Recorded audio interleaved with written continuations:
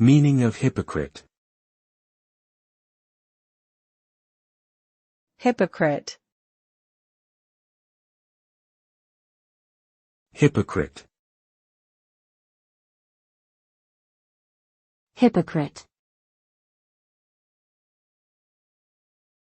Hypocrite.